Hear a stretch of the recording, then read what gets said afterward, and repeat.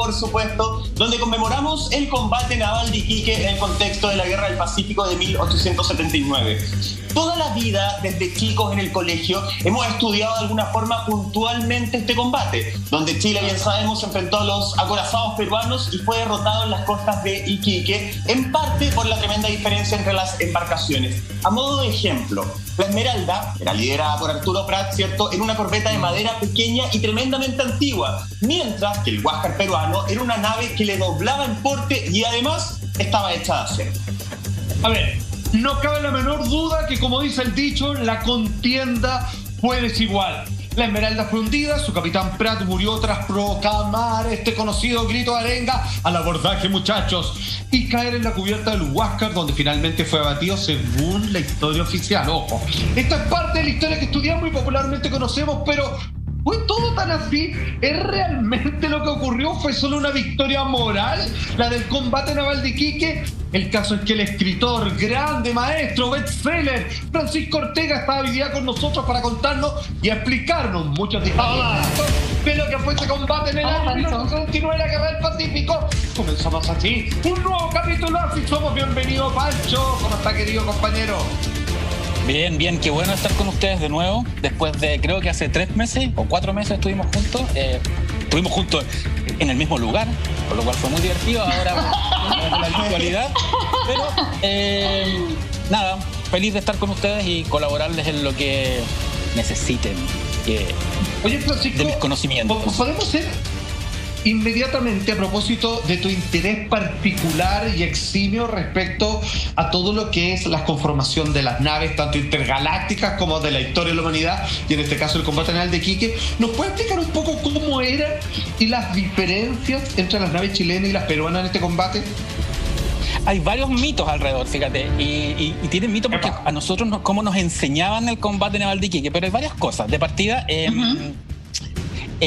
las armadas peruanas y chilenas de la época eran bastante desiguales, porque la armada de Chile era al menos 3 veces más poderosa que la del Perú. Chile tenía los barcos más poderosos de la guerra. O sea, de hecho, el Huáscar y la Independencia, que eran los blindados del Perú, eran barcos que tenían 30 años de servicio. Eran barcos antiguos, mientras los blindados equivalentes de la Armada de Chile, el Cochrane y el Blanco, eran barcos de última generación. Eran barcos que tenían 5 años. Eran los blindados más poderosos y más modernos de la cuenca del Pacífico. Entonces, hay toda una lectura acerca de que el combate fue desigual, que el tonelaje de la nación era distinto, etc. Y en rigor, Chile tenía hartas ventajas. Si el combate naval de Iquique, si tú lo analizas desde una perspectiva contemporánea, y después lo vamos a ver, tiene muchas similitudes con lo que ocurrió con Pearl Harbor. Hubo una decisión política alrededor de ese combate. ¿Y por qué dejar a los barcos más viejos de la Armada chilena en un lugar tan estratégico como la Rada de Iquique? ¿Por qué sacaron a los barcos modernos y los llevaron al mar? Es muy parecido a lo que hizo la Armada norteamericana con los portaaviones en Pearl Harbor. Pero ese es otro tema.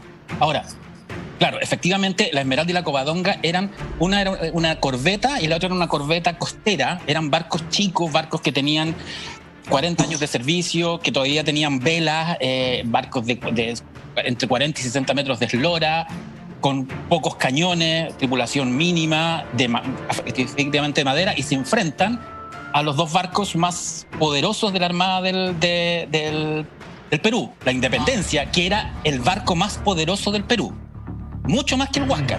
De hecho, era el doble de grande que el Huáscar. Y el Huáscar, que era un monitor, lo que significa que no era un barco oceánico, era un barco que va por la costa. Y que la ventaja que tenía el Huáscar era que tenía la torre de artillería era rotatoria y era básicamente lo que se llama en terminología naval un ariete naval, es decir, un barco hecho para espolonear. Mientras la Independencia era una fragata acorazada, era un barco realmente grande. De hecho, la Independencia era el barco de guerra más grande que había en toda la cuenca del Pacífico. No era el más moderno era el Cochrane y el Blanco, pero la Independencia era el más grande. De ahí, ¿qué es eso? Que existe ese mito que dice, los chilenos celebramos una derrota. En rigor, no celebramos una derrota. En terminología bélica y terminología política, hasta la Segunda Guerra Mundial, se hablaba de el tonelaje de una nación. El tonelaje de una nación era cuánto pesaba una nación, y ese peso era determinado por el peso de su escuadra, de sus barcos. La nación que tenía el barco más pesado de guerra era la nación más poderosa. Y en ese sentido, el 21 de mayo de 1879, Chile perdió 800 toneladas de peso nación. Pero el Perú perdió 3.000 toneladas de peso nación. O sea, estrictamente bélico, combate naval de Iquique está dividido en la batalla de Iquique, que es la independencia contra el Huáscar, y la batalla de Punta Gruesa, que es la independencia contra la Covadonga. La de Iquique es el Huáscar contra la Esmeralda. Fue una gran goleada de Chile. De hecho, yo me atrevería a decir que lo que ocurrió el 21 de mayo de 1879 decide la victoria chilena en la Guerra del Pacífico. Era una época en que las mayores fuerzas armadas eran las marinas, las armadas. O sea, estaba la Royal Navy en Inglaterra, que es la que garantiza el surgimiento del Imperio Británico. De hecho, después del combate de Iquique, Pancho, lo que ocurre... Perdón que te interrumpa. Sí, dale. ¿Te parece si el análisis de gana o pierde lo dejamos para un ratito más? Porque yo sé que el Lab estuvo buscando imágenes, de hecho, de cómo eran estos acorazados tanto de Chile o de Perú, o no la mitad. ¿Usted quiere partir mostrándonos la Esmeralda? Exacto, ahí tenemos los apoyos que vamos a empezar a revisar respecto a las dimensiones y las capacidades de cada una de estas embarcaciones. No sé si las estamos viendo ya. Chalupas. Vamos con la Esmeralda. Ahí está. Esa es la reconstrucción que está en Iquique hoy día de la Esmeralda, que está a escala. Si se fijan, es un barco, es un barco de lo que llamamos era intermedia. Es un barco que está entre la edad de los veleros y los barcos de vapor, porque tenía empenaje de bergantín, es decir, 3 palos con velas rectas, pero tenía caldera, tiene chimenea, por lo tanto tenía motor a hélice debajo del casco. Y los cañones estaban por el lado, apuntaban hacia... Eso obligaba a que las naves para combatir tenían que ponerse una al lado de la otra. Y podían disparar como solo hacia un lado. Del Caribe. Exactamente. Pero la ventaja que tenía el Huáscar es que tenía esta torreta rotatoria. Giraba. Claro. Tenemos el apoyo de Covadonga. Es un barco. Eso. Sí, se parece un poco a la Covadonga, o idea mía, Francisco. Mira, estamos viendo imágenes también de la Covadonga, para que vayamos haciendo ese paralelo y vayamos viendo las diferencias o las similitudes con cada una. Mira, fíjate que la Covadonga también tiene 3 palos, tiene empenaje de 3 palos, pero la forma de cómo van las velas es distinta, no tiene transversales, tiene unos palos como diagonales, por lo tanto tiene velas triangulares, lo que se llama goleta en terminología naval. La Covadonga era bastante más chica y era básicamente una cañonera. Si se fijan por el casco, por el lado, no tiene tantos hoyos, tantas aberturas para sacar cañones. Por lo tanto, era básicamente un barco de apoyo, un barco que era muy rápido y que estaba diseñado para navegar muy cerca de la costa. Y de hecho, eso es lo que ocurre por eso Condel le gana a la independencia. Porque si bien tenía un barco mucho menor, lo que logra Condel es fácil, lo vamos a ver en un rato más, supongo, porque yo siempre uso una analogía. Lo que hace Condel es exactamente lo que hace Han Solo con los destructores imperiales en el Imperio Contraataca. Los lleva a un campo de... Oye, ya vamos a ir a esa analogía, pero estamos revisando imágenes entonces de la Esmeralda, de la Covadonga, y hay una tercera embarcación que es un carguero que se llama La Mar, que dentro de la historia creo que poco nos suena. Yo la verdad es que no lo recordaba. Quiero que nos cuente, Francisco, cuál fue la misión, el rol que tuvo también esta embarcación y cómo finalmente participa dentro de este combate.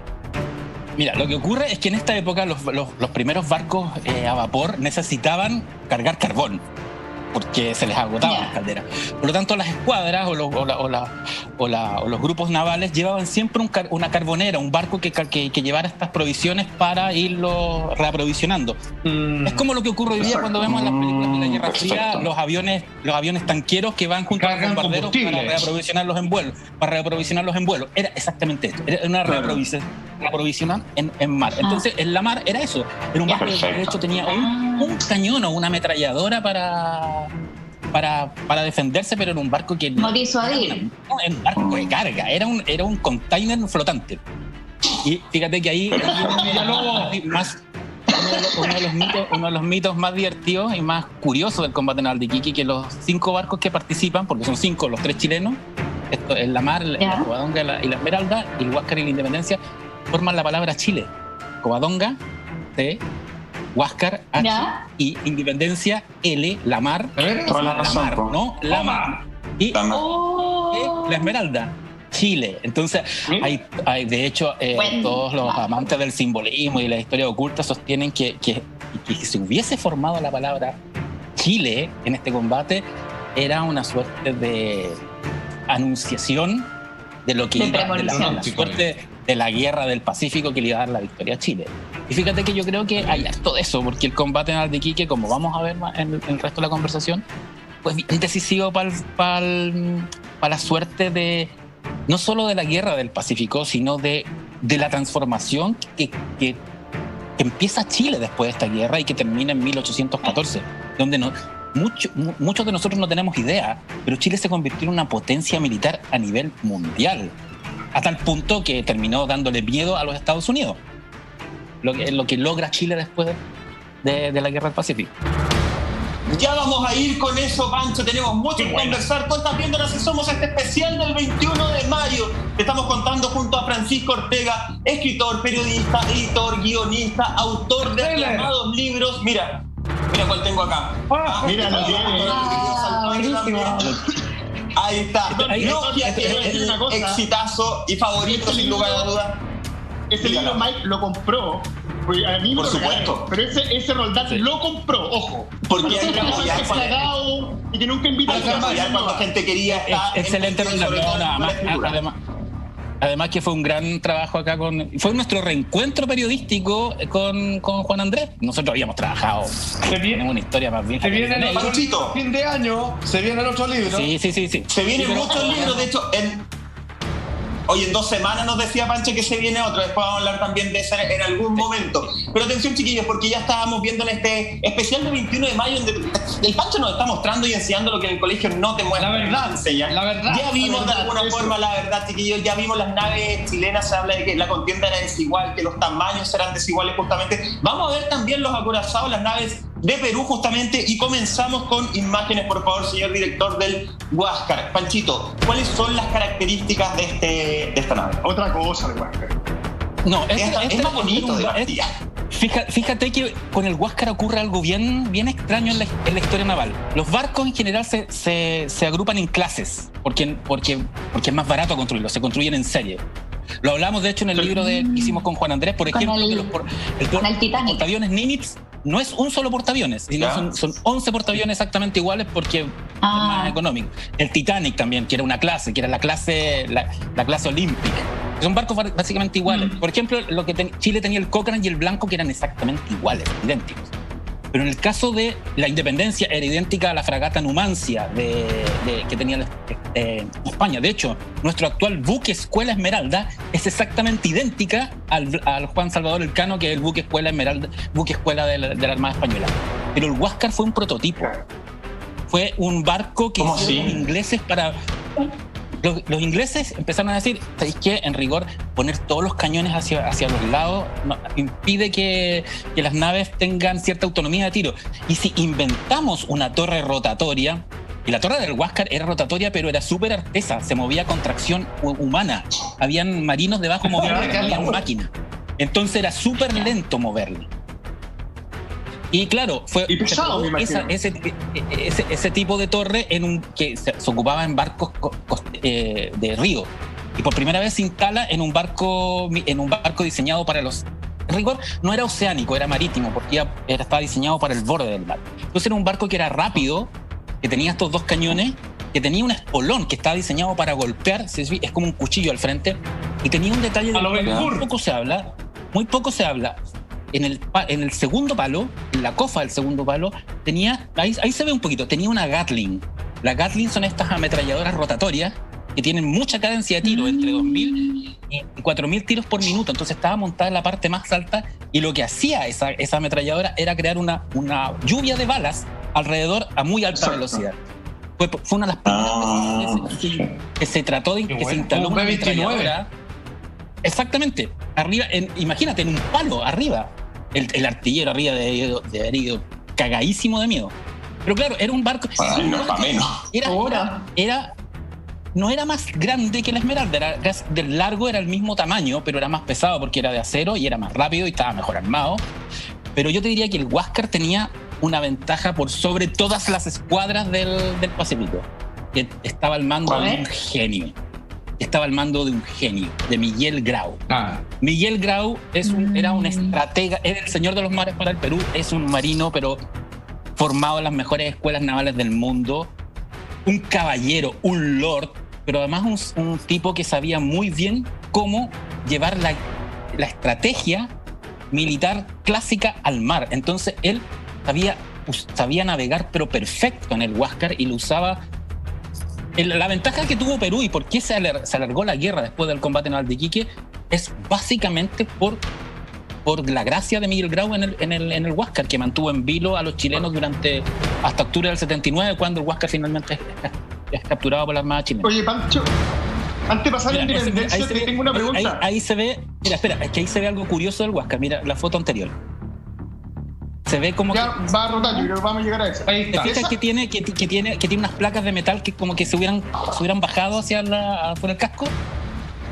¿Sí? Que tenía escudos para proteger la torre. Entonces cuando se movía la torre, se tiraban hacia abajo esas placas para poder... Tenía armadura. Fíjate que Grau fue tan capo.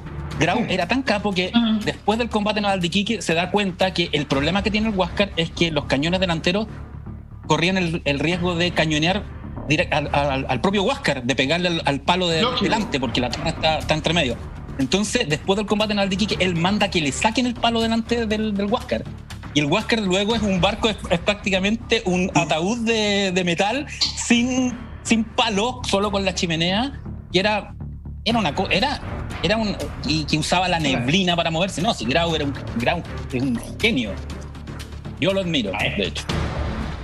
Yo lo que quería preguntar era porque tú explicabas que el Huáscar del fondo fue como, por ponerlo en términos de televisión, como un piloto. Sí, ¿se aplicó esta tecnología militar?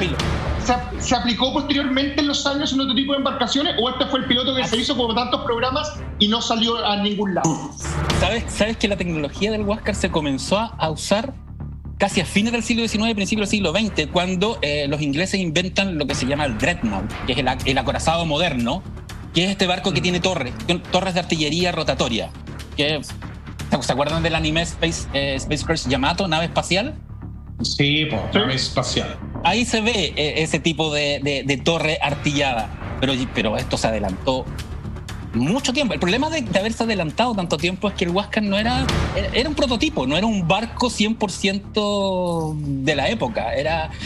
Tenía la gran desventaja que costaba mucho mover la torre de artillería, pero cuando lográis moverla y apuntar, dejabais la tendala. Oye, Francisco, sigamos revisando entonces también las características antes de continuar.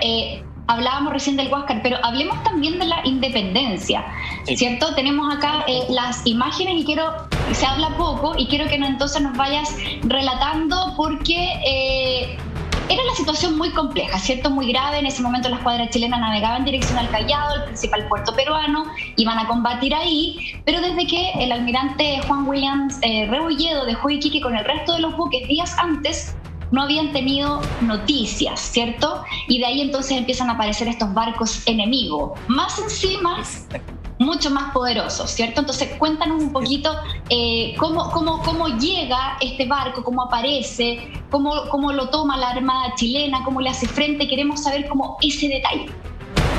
Bueno, la Independencia era en rigor el barco insignia de la Armada peruana. De hecho, su nombre lo dice, Independencia. Y era una fragata acorazada. Tenía 3 palos. Si se fijan, tenía un empenaje muy parecido a la Esmeralda, en el sentido que tenía 3 palos y con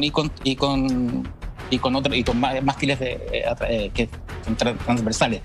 Era un barco que yo te diría que era el doble más grande que el Huáscar. Era un barco muy pesado, muy largo, era más grande que los blindados chilenos.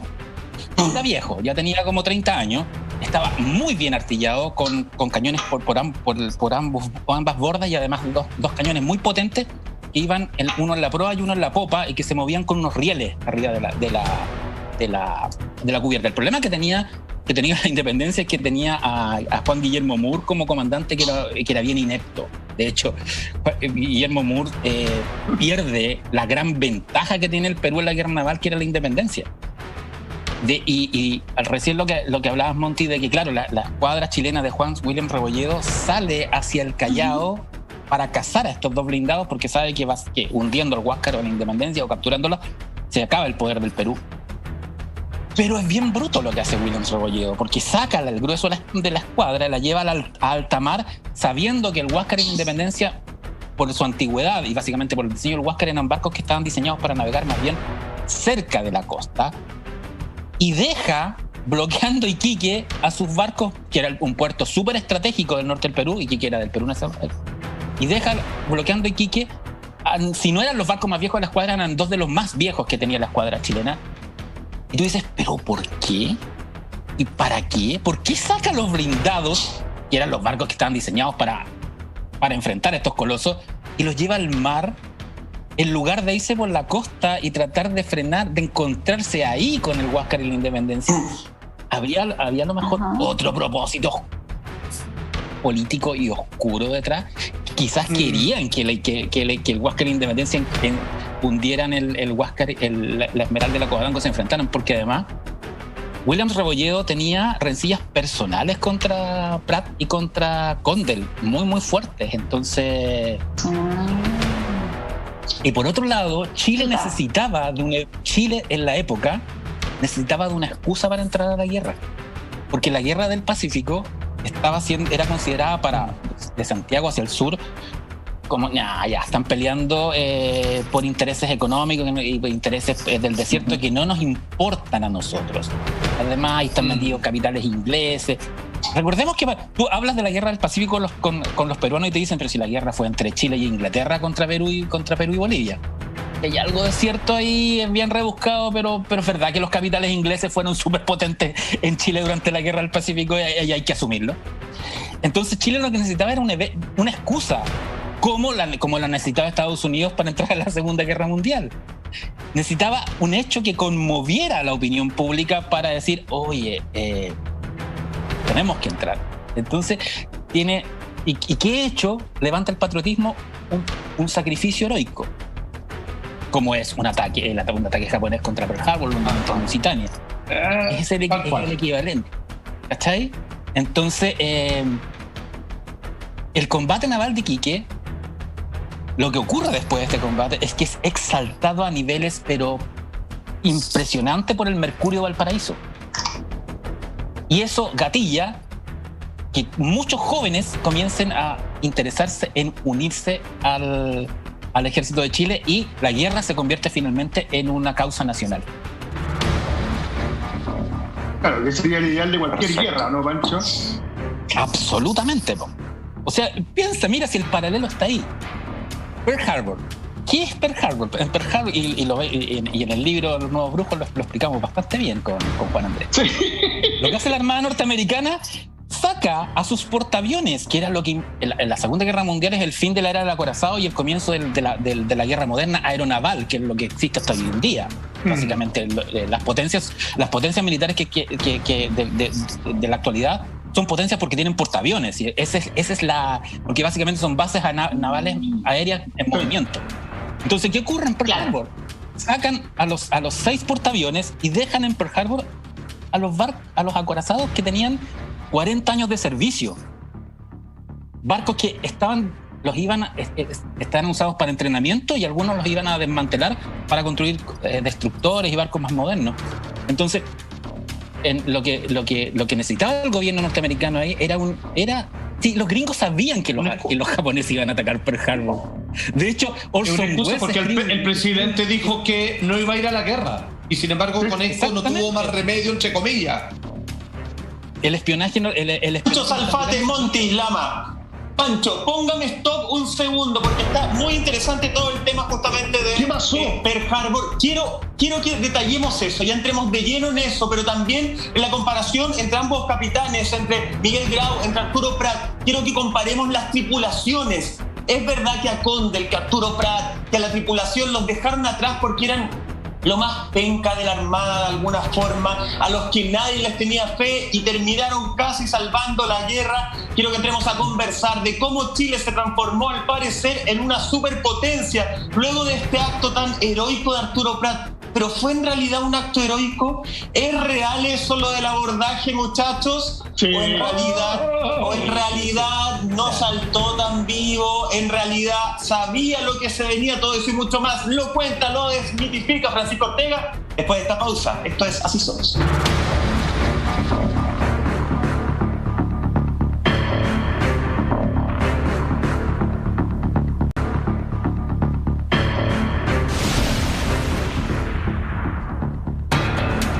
Ya estamos de vuelta, muchas gracias por la espera, queridos amigos. Michael, por favor, usted tenía varias cosas que había propuesto antes de irnos a la pausa.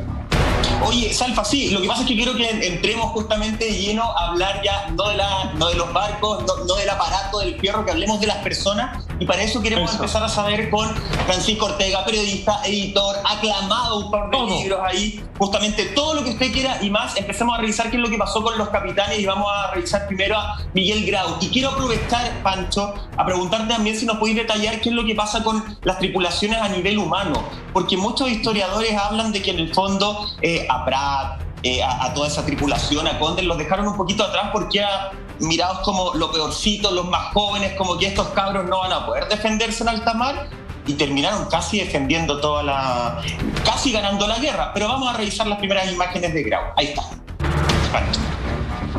Bueno, Miguel Grau, ya de alguna manera adelantamos algo de la personalidad de este brillante hombre, un aristócrata, un tipo que además era un historiador naval, un formador de generaciones de marinos. Pasa algo curioso con Grau en Perú, porque en rigor Perú no tiene un padre de la independencia, porque la independencia de Perú fue lograda gracias a San Martín, O'Higgins y Cochrane. De hecho, es la Escuadra Libertadora de Chile la que libera, la que independiza el Perú. Por lo tanto, ellos no tienen una figura como un padre de la patria. El equivalente al padre de la patria de Perú es Miguel Grau. Lo llaman el Señor de los Mares y es su figura histórica más sagrada, porque básicamente él y tienen suerte, yo creo que tienen bastante certeza cuando sostienen que Perú pierde la guerra del Pacífico en el momento en que muere Grau, en octubre de 1879. Porque este personaje era un genio militar y además era un caballero. O sea, lo que él hace después del combate naval de Iquique, que él sabe que la contienda era desigual, él manda a rescatar a los náufragos de la Esmeralda, los sube a bordo, no los encierra en los calabozos del Huáscar, sino que los alimenta, pide que le junten la ropa del capitán de Arturo Prat. O sea, el cadáver de Prat queda mutilado, pero la ropa, la manda a lavar la ropa, y él personalmente le escribe a la viuda de Prat. Mira. Porque además Grau con Prat se habían conocido tanto creo que en Inglaterra, en Lima, un par de años antes.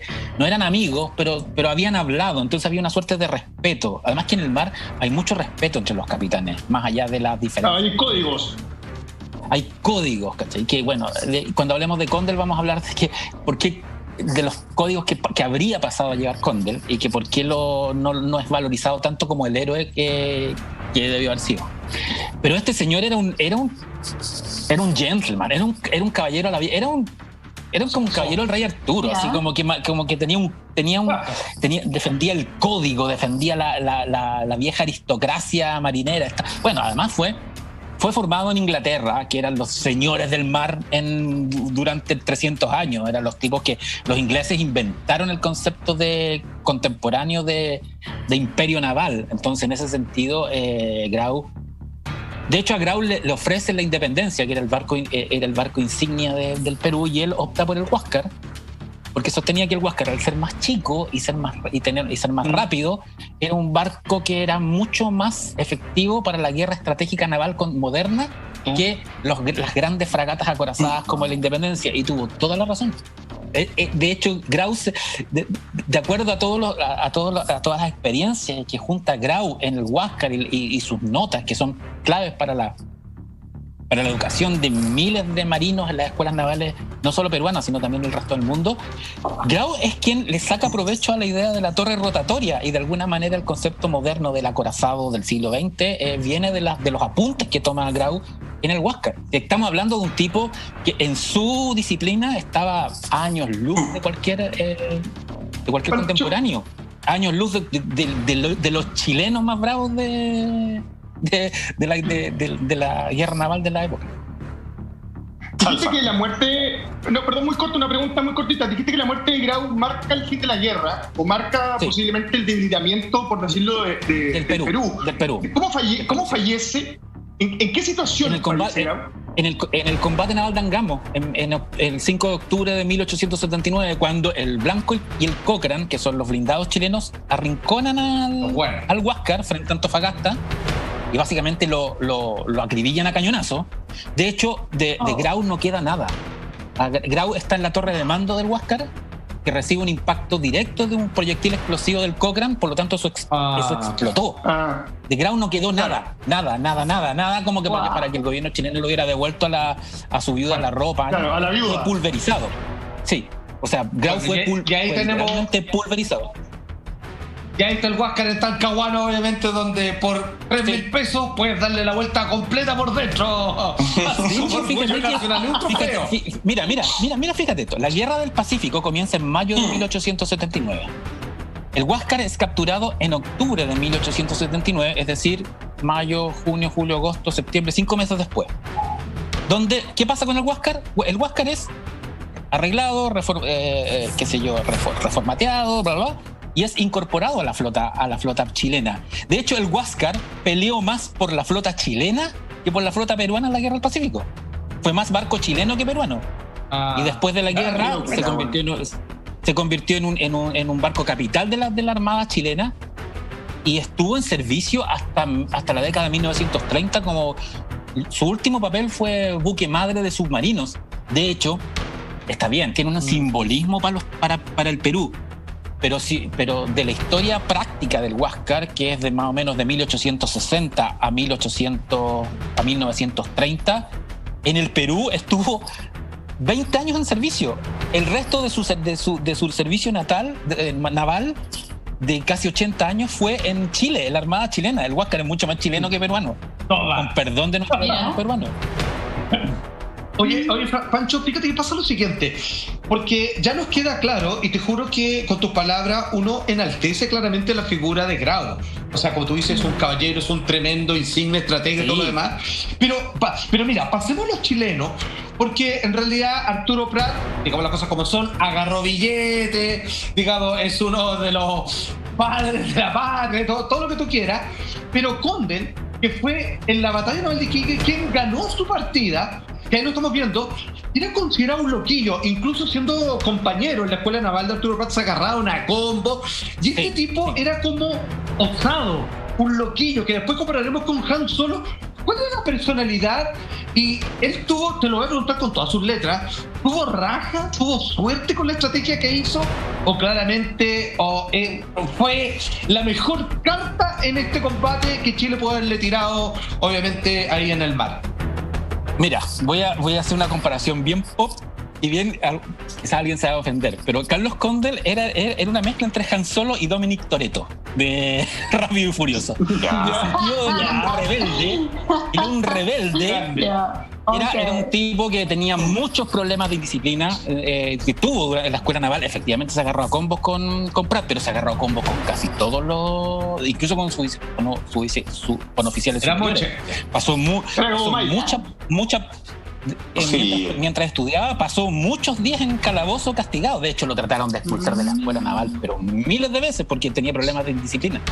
Pero era súper arriesgado. Era un tipo que decía, no, ya, bueno, si voy con mi barco, yo me tiro contra la independencia, y era rápido para pensar. Tomaba decisiones súper en el momento. O sea, imagínate, él se ve perseguido por un acorazado que era la independencia, era 4 veces más grande y pesada que la Covadonga. Entonces él dice, yo no voy a ganarle a este barco en combate directo. ¿Y qué es lo que hace? Se aprovecha de la ventaja que tiene. Tenía un barco más chico, por lo tanto un barco que puede navegar más cerca de la costa.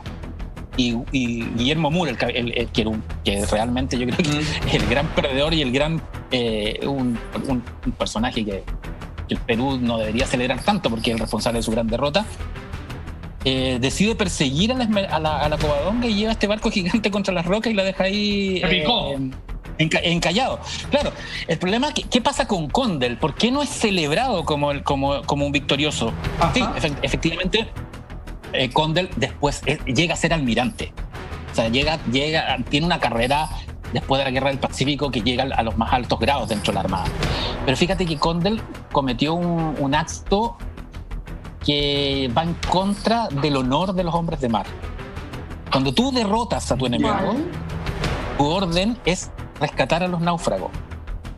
Claro, como hizo Grau. De hecho, el SOS, que es la gran sigla de ayuda, salva nuestras almas.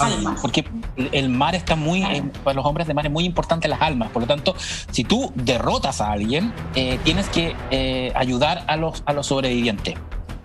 Y de hecho, los que no ayudaban a los sobrevivientes eran considerados corsarios y piratas, que eran los que mataban a los que perdían en la guerra. Estaba pensando lo mismo. Grau, por ejemplo, ayuda a los náufragos de la Esmeralda y los lleva a bordo del Huáscar. Pero Condell cometió una falta bien imperdonable para los hombres de mar. Él mandó a dispararle a los náufragos de la Independencia que estaban flotando pidiendo ayuda. Ellos estaban flotando, nadando hacia la Covadonga, sabiendo que y los mataba. El honor de los hombres de mar tenían que rescatarlos, y Condell dijo no, dispárenle, y los mandó a matar a escopetazos. Los disparó en el agua. En el agua, sí. Ahí hay un sobreviviente, dispárenle. Sí. Te veo nadando, te disparo. Sí. Entonces, ese es como el gran. Y fíjate que yo cuando trabajaba en la revista Muy Interesante, hicimos un reportaje sobre Condell, el héroe olvidado de la Armada. Y me acuerdo que con el Alejandro Lecaro, que era el periodista, fuimos a hablar con gente de la Marina y hablábamos de este caso de la Armada. Y como que tienen un tema ahí con que Condell de alguna manera pasó a llevar el gran honor de los hombres de mar. Que tiene que ver con su personalidad. Con su personalidad. No tanto, porque como estamos en estado no, porque en el fondo lo que ocurre con Condell es que a nivel militar él logra una gran victoria, logra echarse a la independencia, y por lo tanto eso levanta su bono y lo convierte en un personaje. Además que su tripulación era como nada, pues era como ser entrenado por claro. No tengo idea, yo de fútbol sé poco, pero era como de ahí viene, era como el término, no es la forma, ¿no? Claro, básicamente. Claro, no es la forma, bien Condell, pero no es la forma.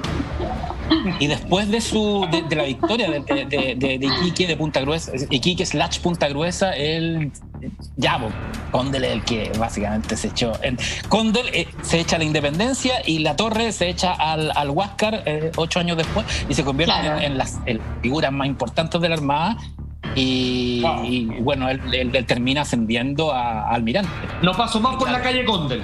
No pasó más. Pero claro, el tipo comete esta falta. Pues, o sea, imagínate, pobres cabros, los marineros tenían un promedio de edad que iba desde los 14 a los 17 años y eran muy jóvenes. Punto. Pancho, quiero quedarme ahí, porque mira, quiero quedarme en ese punto interesante, ya que estamos hablando de las personas, ¿cierto? De este recurso humano que hizo frente a este combate. Hablábamos recién que Condell y Arturo Prat fueron compañeros en la escuela naval. Condell era bien mal portado, parece que Arturo Prat era distinto, su personalidad. Sí. Quiero que me cuentes un poquito cómo era el perfil de este héroe nacional, y también quiero preguntarte quiénes tripulaban la Esmeralda y la Covadonga, haciendo mención y referencia a lo que tú nos contabas, ¿cierto? Que en el fondo eran personas al parecer con menos experiencia. Yo no sé si eran todos parte de la Armada, habían civiles también, se dice por ahí que habían menores de edad. Cuéntanos un poco también cómo era el contexto de lo que se vivía al interior de las embarcaciones y el perfil de Arturo Prat para que lo conozcamos más en profundidad. Mira, en rigor, el promedio de las tripulaciones de todos los barcos de participantes del combate naval de Iquique, de los 4 barcos, sí, 4, porque en rigor en la mar se echó el pollo, era bien parecido. Eran cadetes navales que tenían entre 3. Tú entrabas a la escuela naval a los 13 años, por lo tanto, y te embarcaban inmediatamente. Sobre todo te embarcaban en los barcos más chicos y los de menos importancia. Y el Esmeralda y el Cóndor eran como no eran las estrellas de la flota, por lo tanto, llevaban muchos cadetes y muchos estudiantes. Después estaban los suboficiales que tenían un promedio de 17, 18 años, y después estaban los oficiales que tampoco, o sea, cuando miramos el rostro de Pratt, nos parece un señor, pero Pratt murió a los 30 años. Sí. Oye, Pratt tenía 30 joven. años. Era más joven que todos nosotros. Lo pasó y Pratt era abogado. Pratt estudió espiritista. Espiritista, dígalo. Es heavy, o sea, no solo espiritista, Pratt fue un James Bond de la época. Claro. Pratt tenía formación como abogado, por lo tanto era como una suerte de intelectual dentro de la Armada. Pratt estaba destinado a grandes glorias dentro de la Armada, pero cometió un error que se enfrentó con el almirantazgo, porque además era muy idealista. Él iba a hacer clases gratuitas a los barrios más pobres de Valparaíso. Entregaba parte de su sueldo a instituciones de caridad. Él hablaba de la igualdad y de que para hacer carrera naval no era necesario tener apellido de venir de las familias RAN, porque la Armada era básicamente aristocrática. Súper elitista. Nunca les gustó a los almirantes que encontraban, que básicamente decían, como diría hoy día, era un pelianto. Y además cometió otro error, mi amigo Pratt. Su primo Luis Uribe, que es el primer oficial de la Esmeralda tiempo después, que eran compañeros de la escuela naval. Luis Uribe se va a Inglaterra a cumplir una beca de la Armada y se enamora y se casa con una mujer separada, lo que es un escándalo para la época, porque las mujeres separadas no podían rehacer su vida, y Luis Uribe se trae a su nueva mujer, a esta inglesa separada, a Chile, y el almirantazgo, Juan Williams Rebolledo, de hecho, le hace un juicio militar contra Luis Uribe por casarse con una separada. Por eso, porque era una falta al honor de la Armada. Y le hacen un juicio y lo amenazan con encarcelarlo. Entonces Pratt dice: yo voy a defender a mi primo. Y Pratt le gana a los almirantes. Pratt le gana a los almirantes y derrota esta idea tan arcaica, tan clasista y tan machista del viejo almirantazgo, y ahí se atraviesa con Juan Williams Rebolledo, y la carrera de Pratt es cortada. Porque Pratt antes de 1809 mira, si Pratt incluso para el gobierno de Aníbal Pinto fue espía, porque como más sabía hablar inglés, fue enviado a la embajada de Buenos Aires a espiar los movimientos navales de Brasil, Perú y de toda la cuenca del Pacífico, para descubrir quién amenazaba a Chile. Y se infiltró y inventó criptografías y todo, ¿no? Sí, era un tipo absolutamente brillante, que además por la muerte de su hija se acerca a lo que era la religión o la costumbre de la época, que era el espiritismo. De hecho, el espiritismo... Pancho, quedémonos ahí un segundo. Sí. Quedémonos ahí un segundo, porque justamente tú estás haciendo una radiografía de un Arturo Prat, de un marino, que es totalmente atípico para la época. Estamos hablando atípico. Y lo dijo Pancho, ¿cierto? Súper atípico. Espía en algún momento, abogado, se iba contra la élite. Recordemos que lecturas más, lecturas menos, había que buscar una excusa para participar en esta guerra, como dice Pancho, pero los enfrentamientos parten básicamente porque Bolivia sube los impuestos a la élite chilena. Es la élite también la que empieza a movilizar todo esto, y Arturo Prat era un marino que iba en contra de la élite. Nuevamente los más ricos jodiéndonos de alguna forma, la dejo ahí. Católico. La guerra. Espiritista, que se había comunicado con su hija, ¿cierto? Que después se dice que efectivamente su esposa también siguió en estas artes del espiritismo y se comunicó con Arturo Prat tiempo después de su fallecimiento. A lo que voy yo, y a eso va mi pregunta, querido Pancho, para que usted desarrolle y se extienda.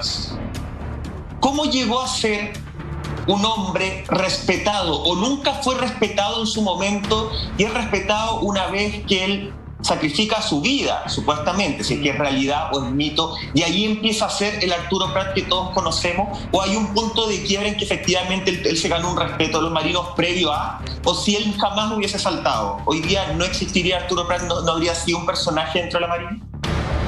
Mira, fíjate que el problema que tenía Arturo Prat es que era muy popular entre los marinos y sus compañeros de oficialidad. Era muy admirado, porque era líder. Representaba un nuevo tipo de marino, mucho más liberal, de ideas más vanguardistas. De hecho, algunos años antes, cuando a él le entregan el mando a la Esmeralda, hay una gran tormenta en Valparaíso y la Esmeralda se desamarra y se va contra el morro de abrigo del puerto, y hubiera chocado contra el resto de la armada y hubiera provocado un desastre. Prat toma un bote con 2 marineros, se sube, se arriesga en el oleaje, se sube a la Esmeralda, enciende las máquinas y las saca del puerto. Entonces, la armada termina. El problema que tenía Prat es que se había echado a los almirantes. O sea, este tipo representa todo lo que nosotros... Pero tenía la tripulación. Se había echado a la elite. Entonces, por eso lo mandan a Iquique.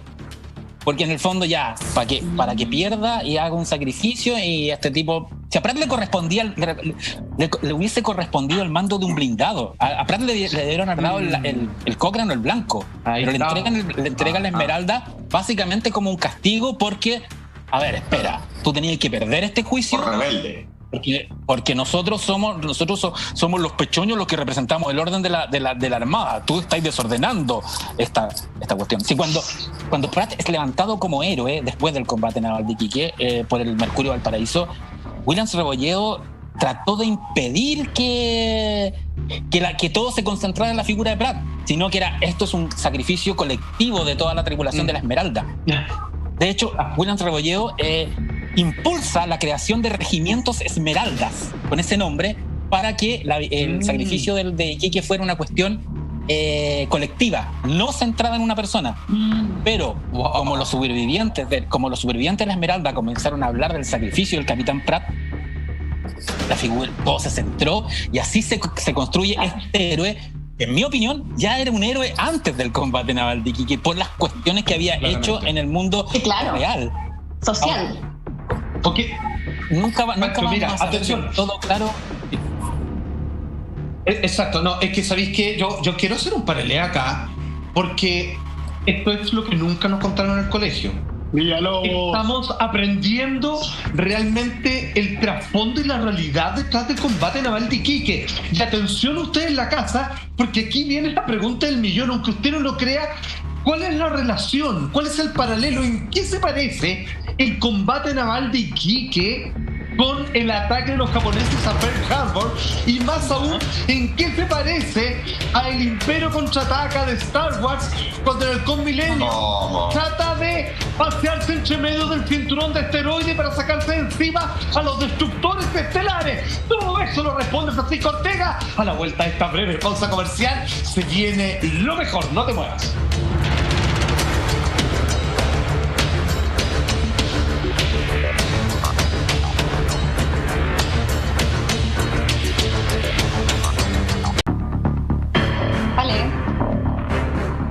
Ya estamos de regreso esta noche en Así Somos. Seguimos junto a nuestro invitado Francisco Ortega, periodista, escritor de bestsellers. Estamos analizando lo que fue el combate naval de Iquique el 21 de mayo, también las batallas más importantes de la Guerra del Pacífico. Y ahora, Francisco, quiero que vayamos a hacer un paralelo, ¿cierto? Porque todo lo que aparece después en la ficción, en el cine, en los libros, de alguna manera está inspirado en lo que aconteció en algún momento en la vida real. ¿Cómo, por ejemplo, podemos vincular lo que sucedió ese 21 de mayo de 1879 en el combate naval de Iquique con lo que ocurre después durante la Segunda Guerra Mundial en Pearl Harbor, Francisco? Mira, lo vamos a hacer bien así esquemático. En 1941, la Armada norteamericana y el alto mando norteamericano tenían claro que Japón iba a atacar la base de Pearl Harbor, que era la que estaba más cerca de Japón. De hecho, era la base naval más importante la cuenca del Pacífico. Sabían. De hecho, habían interceptado comunicación, etc. En 1879, la Armada chilena sabía que el fuerte de la Fuerza Naval peruana iba a recuperar el Perú, Iquique. Sabían que eso iba a pasar. O Antofagasta. Eran como iban a tirar sus blindados a Iquique o Antofagasta, que eran los dos lugares más estratégicos del inicio de la guerra. En el caso de Pearl Harbor, ¿qué hace la Armada norteamericana? Saca a sus barcos más modernos, que eran los destructores, barcos diseñados para la guerra antisubmarina, y los portaaviones, que la diferencia que tiene la Segunda Guerra Mundial con la Primera Guerra y con todas las otras es que es una guerra aeronaval. Por lo menos lo que se desarrolla en la cuenca del Pacífico, que es muy distinto al frente atlántico y europeo. Entonces, ellos sacan a sus 6 portaaviones y dejan en Pearl Harbor a sus barcos más viejos, porque sacrifiquemos carne de cañón, necesitamos un evento. Sacan a los altos mandos también, Pancho. Y sí, exactamente, los altos mandos están en Washington, excepto algunos almirantes pero estaban en lugares súper protegidos fuera de la base aeronaval. A ver, Pearl Harbor es una isla dentro de una isla. Hay una isla en medio de una entrada de mar donde están las pistas para los aviones y los barcos alrededor. Pero el almirantazgo está en la isla grande de Hawái, al frente, digamos. Entonces, los aviones no iban a atacar a donde estaban los jefes. Y en Iquique, William Cebolleo deja a los castigados, deja a la Esmeralda con Prat y a Condell con la Covadonga, bloqueando un puerto estratégico con barcos muy viejos. ¿Por qué no dejó un blindado? Sabiendo que en caso de combate la Esmeralda o la Covadonga, el barco que se quedara en la rada de Iquique, iba a estar siendo atacado por los dos lados, porque esto tampoco se dice. El problema fue que la Esmeralda quedó al medio de fuego cruzado entre el Huáscar, que disparaba desde el mar, y cañones que disparaban desde la costa del peruano. Hubo tropas peruanas de tierra que disparaban contra la Esmeralda desde la costa y desde botes, mientras el Huáscar, entonces la Esmeralda quedó rodeada. Eso era obvio, era evidente, era como de guerra naval 1.0. Si tú estás bloqueando una costa enemiga, tienes fuego enemigo desde la costa, y eventualmente si alguien te viene a rescatar, o enemigo viene a rescatar a los bloqueados, van a tener fuego desde el mar. El bloqueo de Naboo en Star Wars Episodio 1 es eso. Todo tiene que ver con eso. Exacto. Pero Pancho, ¿tú crees que entonces eso fue como a propósito? Que estaba justamente todo manipulado desde adentro para tomarse el puerto. No es que yo crea, yo como que adhiero a la teoría de que el combate naval de Iquique fue una excusa, fue planeado como una excusa para levantar el sentimiento patriótico de los chilenos, porque necesitábamos, lo que hablábamos hace un rato, la guerra del Pacífico era bastante poco pescada por los santiaguinos y la gente de Valparaíso hacia el sur, por el grueso de Chile. Era un conflicto de intereses económicos de los salitreros, que ni siquiera eran chilenos, algunos eran más ingleses y norteamericanos y alemanes. Era una guerra que iba a durar, se decía, no, esta guerra va a durar 2 meses, 3 meses y va a pasar lo que siempre pasa, vamos a firmar un trato con Perú y Bolivia. Claro. No, pues duró 3 años y terminamos invadiendo el Perú. Entonces se necesitaba de un hecho nodal, de un hecho que sacudiera la opinión pública para que patriótico, para que de hecho las tropas de tierra, el ejército de tierra dijera, ya, nosotros también vamos a ir a la guerra, porque hasta el momento era una guerra naval. Entonces, Pancho, y eso se logró hasta cierto punto. ¿Por qué? Porque de hecho, después, Pancho Salfa, después de este sacrificio de Arturo Prat, los cantones de reclutamiento se empezaron a llenar de voluntarios. Había muchas personas que, como dice Pancho, no estaban ni ahí con la guerra, y que a raíz de todo esto que había sucedido, de este acto heroico, el sentimiento nacionalista empezó a crecer bastante, y empezaron a llegar los voluntarios de a poquito, empezaron a subir, pero demencialmente. Entonces sí se logró de alguna forma eso. Sí, de hecho eso se puede ver muy bien en la novela Dios el séptimo de línea de Jorge Nostroza, donde uno de los protagonistas, el Alberto, es un niño, un joven de alta sociedad santiaguina que se emociona ante las noticias de lo ocurrido en Iquique y dice: yo no puedo seguir trabajando de abogado acá ganándome las plata mientras mis compatriotas están siendo asesinados en el norte. Y él se traslada de Santiago a San Felipe y se une al regimiento Esmeralda, llamado así en torno al barco que se sacrifica en Arica, y ahí él va a la guerra y se desata toda esta gran epopeya que yo encuentro que es una... Fíjate que si bien es un libro que tiene de los años 50, es una manera muy entretenida de entender la Guerra del Pacífico y una novela muy adelantada para su época. Es la primera novela en el mundo donde hay una protagonista mujer y espía. Las espías en la ficción eran siempre hombres. James Bond había sido inventado 4 años antes de Leonora Latorre. Es una novela súper feminista, aunque no lo parezca, Adiós al séptimo de línea. Ojo con eso. Sí. Mira. Es verdad. Oye, ahora Pancho, mira, pasa lo siguiente. A ver, lo que nos queda claro es que el comparativo que tú estás haciendo con Pearl Harbor, en resumen, es para levantar un sentimiento patriótico. También parecido como nosotros comparamos en el libro con el ataque a las Torres Gemelas. Cuando no hay una guerra a la vista, lo que tenemos que hacer una excusa. Y buscar una excusa. Exacto. Ahora aquí por supuesto, porque acordémonos que en Pearl Harbor su presidente no quería ir a la guerra, pero para poder desdecirse tuvo que permitir el ataque a Pearl Harbor, y aquí obviamente esto fue lo que permitió que todo el sur de Chile quisiera participar como nación contra esta alianza Perú-Boliviana. Pero mira, tú has sido una comparación... Mira, dame un segundito. La razón por la cual Estados Unidos iba a entrar a la guerra es básicamente una nación económica. Estados Unidos venía del crash de la gran recesión y necesitaba levantar la industria. Y la industria, ¿cuál es la forma más rápida de levantar la industria? La industria bélica, la industria del armamento. Estados Unidos lo sabe. Entonces, los industriales del armamento, de la industria bélica necesitaban una guerra para poder empezar a construir aviones, barcos, jeeps, tanques, etcétera. Y presionan a Washington diciéndole: o sea, nosotros no podemos estar afuera de esta guerra. Pero Europa está demasiado lejos. Bueno, traigamos la guerra acá. Y ellos en el fondo comienzan a provocar al Japón, que además era un imperio en expansión. O sea, el Japón había lo que los japoneses... Y los deja de malo. Habían hecho los chinos. Entonces... sacrifiquemos los viejos barcos y nuestra tripulación más inexperta que está en Pearl Harbor. Claro. Y lo de Iquique, y si tú analizas desde esa perspectiva el combate naval de Iquique, es súper parecido. Es sospechosamente parecido. Ya, nos queda claro eso, y claramente todo calce y es innegable, y nos queda claro porque encima tratan de deshacerse de los dos capitanes, digamos, que son más díscolos del momento. Pero vamos a Star Wars. En el Imperio Contraataca, probablemente lo que es la mejor película de toda la saga, el Millennium, ¿cierto? Piloteado por Han Solo y Chewbacca en ese momento, no saben cómo poder defenderse de los destructores estelares, que son estos grandes acorazados gigantes. Pero saben que la mejor manera, teniendo el mejor piloto y de una manera osada, perdiendo incluso poder perder la vida ahí, se meten en un cinturón de asteroides, estoy hablando del Imperio Contraataca, donde los acorazados no se pueden meter y los TIE Fighters más pequeños comienzan a colisionar con estas rocas voladoras.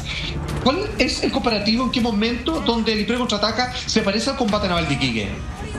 Mira, en varias cosas.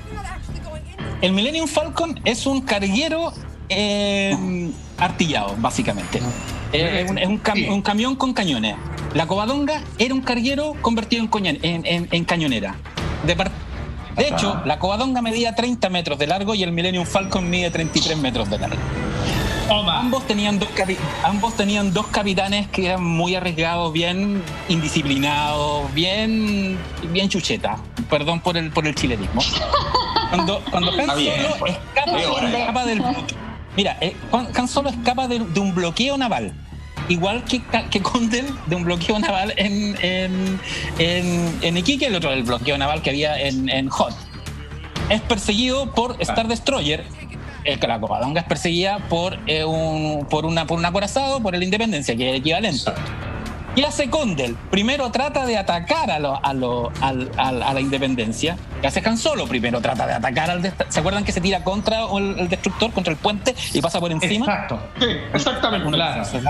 Sabe de memoria esas películas, porque todo tiene que ver con Star Wars. Y finalmente, cuando dice aquí no voy a ganar frente a frente, y imposible. Hay un campo de asteroides y decide llevar el Millennium Falcon al campo de asteroides, donde efectivamente el Star Destroyer que lo persigue termina cañoneando, protegiéndose de ¿cómo se llama? de los asteroides, y lanza sus TIE Fighter, que al final no lo ubican. Básicamente Carlos Condell hizo lo mismo. No habían asteroides en el mar, pero hay rocas costeras filosas que pueden poner en vilo a un barco de mayor calado. Entonces, ¿qué hace él? Lleva su Millennium Falcon, la Covadonga, el Millennium. Deberíamos imponer acá en este programa que la Covadonga es el Millennium Falcon chileno. Oye, y Condell es Han Solo, de personalidad es Han Solo. La misma personalidad. Sí, es un marino. De hecho, mira la diferencia. Qué buena, porque los corelianos se supone que eran como astilleros y eran gente de mar, Claro. de mar espacial. Entonces, y básicamente eso hace, lleva a la Covadonga al equivalente a un campo de asteroides, donde hace que la independencia pare y finalmente logre vencer al gran barco peruano. Pero por eso, es muy divertida la comparación, pero es la gracia que tiene la cultura pop, que tú puedes en el fondo releer desde la cultura pop lo que tú quieras.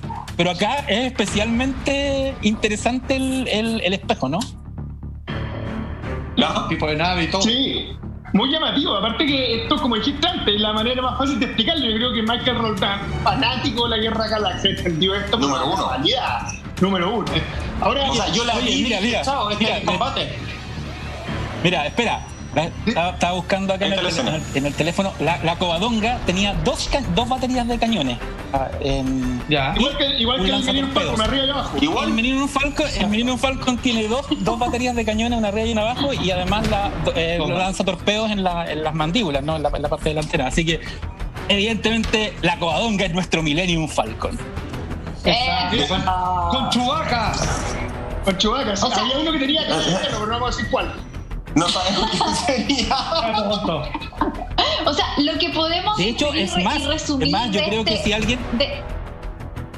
Perdón, es que si alguien enseñara en cómic el combate naval de Punta Gruesa, o hiciera una versión del combate naval de Iquique con naves espaciales, yo creo que muchos cabros tendrían... no se te olvida nunca más. Acabamos de inventar algo. Sí. Quería decir que esta analogía nos enseña que independiente de la nave o de la embarcación que se tenga, prevalece la astucia de quien maneje esa nave y cómo ocupar los recursos que tiene en ese momento del combate. Entonces también ahí tiene que ver con la estrategia utilizada por su comandante. Francisco, mira, vamos a ir a una pausa, pero al regreso quiero que hablemos de lo que significó para Chile ganar la Guerra del Pacífico, cómo nuestro país se convirtió después de esta batalla en una superpotencia, si queremos llamarlo de alguna manera, después de la Guerra del Pacífico, todos los beneficios que hubo en nuestro país, cómo después empiezan los momentos de bonanza, ¿cierto? Y todas las expansiones económicas, culturales que llegan en ese periodo de la historia de nuestro país. Vamos a la tanda entonces, hacemos así un breve alto y ya estamos de regreso junto a Francisco Ortega y todos nosotros aquí esta noche en Así Somos.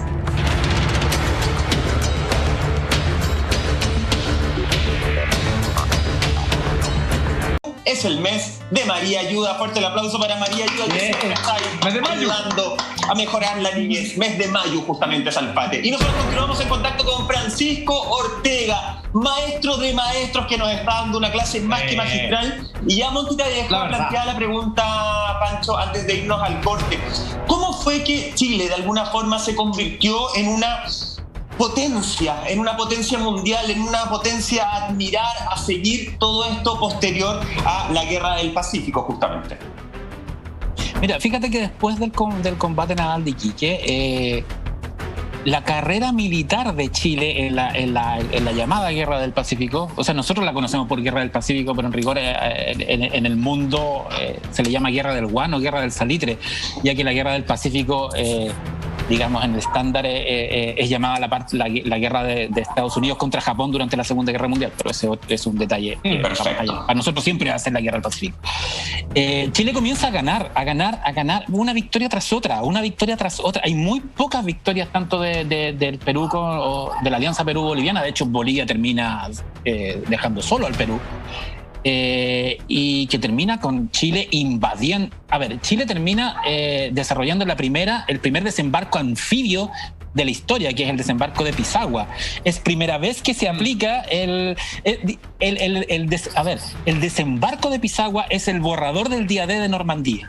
Lo tomaron, los aliados lo tomaron como nota para todo lo que hicieron el día D después en la Segunda Guerra Mundial, que es la primera vez que fuerzas de infantería naval, o sea, mitad de tierra, mitad naval, ocupan los barcos para lograr asaltar una playa, una cabeza de playa, lo que sea. Que asaltan Pisagua, toman Iquique y comienzan a avanzar hasta que finalmente toman Lima. Y cuando Chile entra a Lima, o sea, yo creo que todo lo malo que nos pasa a los chilenos estamos pagando las culpas de lo que hicimos en Lima, si nos comportamos como unos bárbaros, o sea...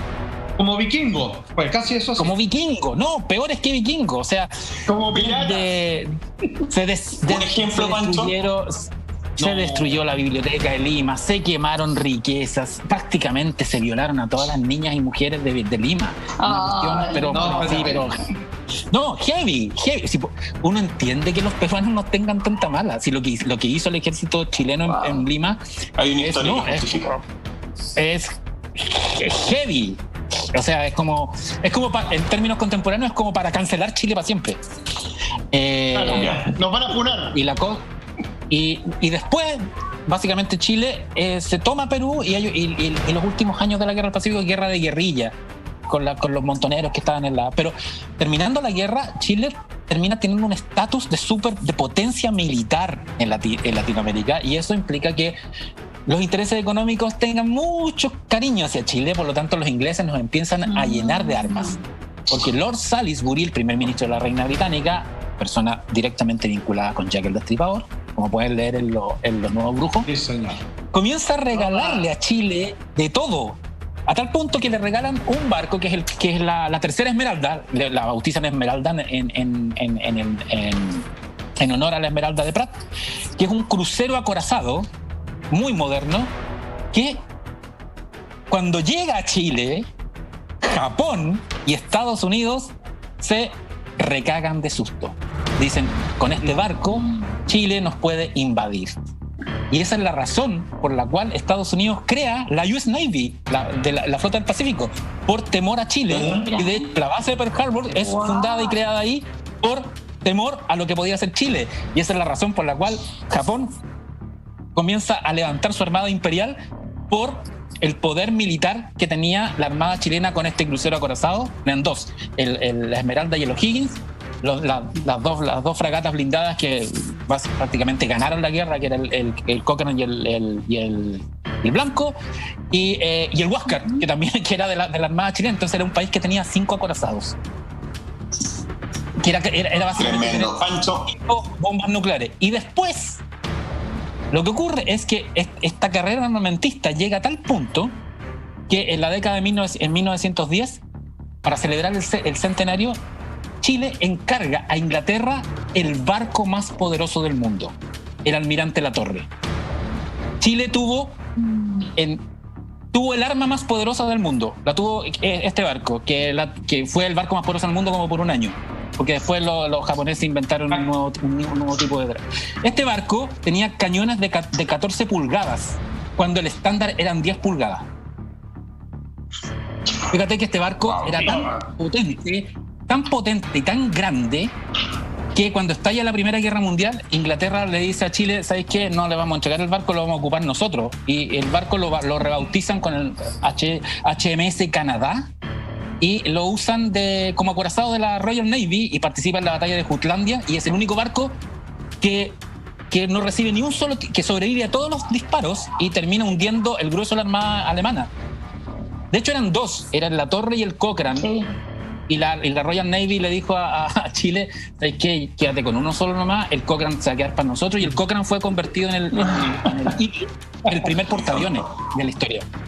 Y en la Torre finalmente llega a Chile después de la guerra en 1918, y hay una anécdota muy interesante. Cuando cruza el canal de Panamá... Pancho querido, Panchito, dígame. Lamentablemente se nos acaba el tiempo. No, siempre nos falta Mándale un video con la toda tu buena energía. Solo resta agradecerte por haber estado en este tremendo capítulo de Así Somos, por enseñarnos todo y decirle a la gente que acá está. Lo pueden seguir comprando todavía el libro, ¿cierto? Sí. Quinta edición. Ahí, y de hecho mucho de lo que hablamos hoy día está en Los Nuevos Brujos. Entonces...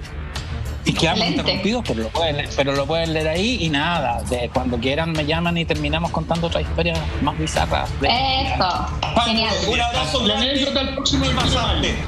Gracias por estar acá con nosotros. Siempre nos falta espacio, siempre hay excusa para tenerte aquí con nosotros. Muchas gracias, Pancho, Lama, Salfate, Monty, amigos, amigas en su casa. Nosotros nos reencontramos en otra edición ya la próxima semana en Así Somos. Disfruten lo que queda de este día feriado. Chao, chao.